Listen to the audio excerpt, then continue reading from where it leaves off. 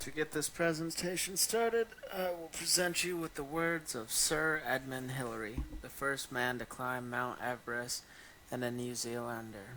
He said, "In some ways, I believe I epitomize the average New Zealander. I have modest abilities, I combine these with a good deal of determination, and I rather like to succeed. If this statement doesn't show you just what kind of people the New Zealanders are, I don't know what will." New Zealand is a land of natural beauty and a place very near to my heart.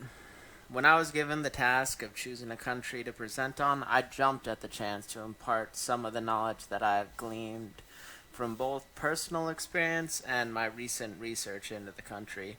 Over the course of this presentation, I will be going over 5 main points that I believe will be able to grant you with a general understanding of just what it is that makes New Zealand so incredible. I will be going over the points as follows. I will provide you with a brief overview of the country's geographic location. Following that, I will go over the cuisine and foodways. Next, I will go over the language spoken there and what sort of dialect is used. Continuing on, I will address what current religious practices are followed. And finally, I will be going over a few interesting facts that I found during my research. As I go over these topics, I will be trying to explain how these different points have affected the cultural landscape of New Zealand. Now, without any more wait, let's jump into our first topic and learn a bit more about the geographic location of New Zealand. New Zealand, also known as Maori Atoria, is an island country in the South Pacific Ocean, the southwesternmost part of Polynesia.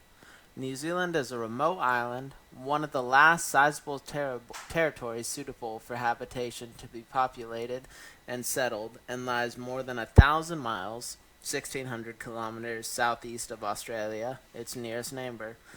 The country comprises 2 main islands, the North and South Island, and another of smaller islands, some of them hundreds of miles away from the main island group. Now, let's move on to the cuisines of New Zealand. The cuisines of New Zealand are largely driven by local ingredients and seasonal variation. Due to its nature as a primarily agriculturally based economy, New Zealand yields produce from both its land and sea. The cuisines of New Zealand is very similar to that of the cuisine of nearby Australia. It is a diverse blend of British-based cuisine with influences from the Mediterranean and Pacific Rim. The historical influences for the cuisine primarily come from both the British and Maori cultures. In the last 40 years, the American and several Asian cultures have begun to influence the direction of cuisine in New Zealand as well. Now, let's take a look at some current New Zealander dishes and the ingredients that make them up. As I previously stated, the foods of New Zealand come from the abundant natural resources from both the land and sea, and this can be clearly seen in the dishes that make up the landscape of the New Zealander cuisine. The first dish is the pavlova, and that's the picture from the previous slide, created in honor of a Russian ballerina who toured New Zealand and Australia in the 1920s. Pavlova is a dessert that combines a light and fluffy meringue with the berries that are harvested locally to create a sweet and tangy dessert. This next dish really shows the Polynesian roots of the New Zealand culture. This dish is called hangi, and it is cooked in a deep pit over heated stones. The ingredients are wrapped in leaves, placed in a basket, and then covered with more dirt and rocks and allowed to cook for hours. This dish is amazing, and it really displays the character of New Zealand's abundant resources. Following that, we have a dish that shows the influences that British culture have had on the cuisine. That is a meat pie, a dish that New Zealand has taken and made their own. Some could even say they have perfected it. Next, finally, we have the whitebait fritter. a simple dish made from the abundant sea life that the island nation harvests from its coasts. The fritter is made from a juvenile fish cooked in egg whites, and it really shows just how, even in its simplest form, the sea life of New Zealand is incredibly delicious. Hopefully, you have been able to learn just a bit more about the cuisine of New Zealand. Now, let's move on and take a look at the languages and dialects common to New Zealand. According to the New Zealand immigration website, Maori and the New Zealand Sign Language are the official languages of New Zealand. Despite that, English is the most widely spoken language in the country, with over 95% of the population, while only 4.1 speak Maori and 0.5 use sign language as their primary language. Maori became an official language in 1987, and New Zealand is the only country in the world where it is spoken. In 1840, at the signing of the Treaty of Waitangi, Queen Victoria of England gave her word to the Maori that their language would be protected. It is because of these efforts that the Maori language still exists and survives into the current day. Now that we have an understanding of the languages of New Zealand, let's move on to the dialects. New Zealand English is a variant of British English and was established by the colonists during the 19th century.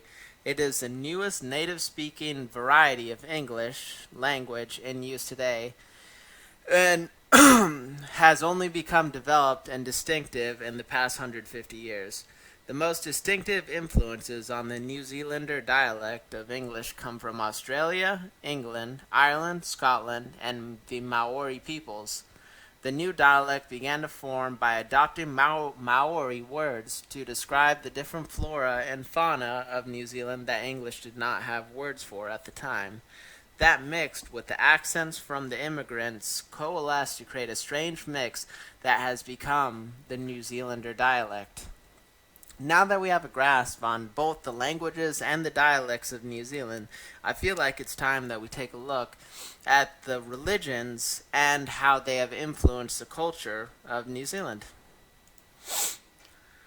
According to the 2019 census, the religions among the residents of New Zealand come in at Christianity at 44.3%, including Catholic 11.6, Anglican 10.8, Presbyterian and Congregational 7.8, Methodist 2.4, Pentecostal 1.8, and other Christian religions taking up 9.9% of that.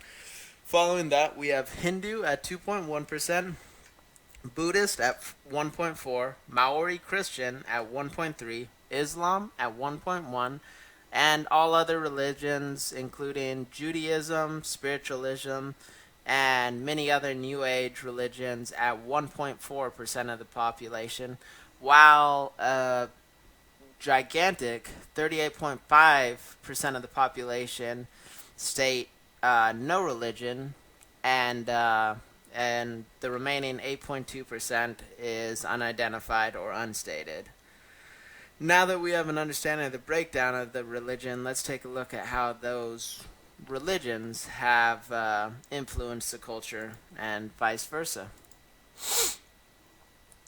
Before the European colonization, the religion of the indigenous Maori was animistic. The European settlers brought the Christian religion with them. This mixed with the efforts of the missionaries resulted in most Maori converting to Christianity. This conversion completely altered the culture of New Zealand and created the foothold that modern New Zealander culture was built from. As the culture has progressed into the modern era, immigrants have brought their religions with them, and they have worked to modernize and bring New Zealander culture into the 21st century. Now, finally, let's take a look at some facts that I found interesting about New Zealand that weren't covered in the previous sections. The first fact is that New Zealand is the site for the filming of The Lord of the Rings. As soon as you start to leave the cities in New Zealand, it is completely obvious that this is Middle-earth. Any of the rolling green hills could be the Shire. then you are in then you are in for some spectacular Lord of the Rings scenery as you approach the grand mountains and forests in the South Island. I will be going over a few iconic locations from the movie and the real life counterparts located in New Zealand. The first one is Mount Nigraho, also known as Mount Doom. Following that, there's Hobbiton, which is an actual town you can visit. Next, we have the Quaru Gorge, or as it is known in the movie, the Andrian River. And the final two locations I will go over are Mount Sunday in Canterbury, which was used as a backdrop for Erebus, the capital of Rohan. And lastly, we have the Patungari Pinnacles, which made up the Dimholt Road from the movies. Now that we've gone over some of the amazing natural locations used in the movies, let's take a look at a New Zealander that has had movies made about his exploits. And as you can see, this is a picture of the Patungari Pinnacles. Now, let's take a look at Sir Edmund Hillary, who was born on July 20th, 1919 in Auckland, New Zealand, and took up mountain climbing. In 1953, he and a Tibetan mountain climber, Tzengi Norgay, were the first to reach the summit of Mount Everest. Hillary later participated in expeditions to the South Pole and was among the first to reach the top of Mount Herschel. Hillary's first major climb at age 20 was Mount Oliver, also in New Zealand's Southern Alps. He studied math and science at the University of Auckland, but he also joined outdoor clubs, which fostered his interest in climbing and holistic health. Sir Edmund Hillary, who has been cited as New Zealand's most trusted individual, died on January 11, 2008 in Auckland. The flags were lowered to half-staff. He was an amazing man who set the standard for what a New Zealander should strive to be. Now, finally, let's move on and close out this presentation on the wonders of New Zealand. This is one of my favorite quotes by Sir Edmund Hillary. It is not the mountain we conquer, but ourselves.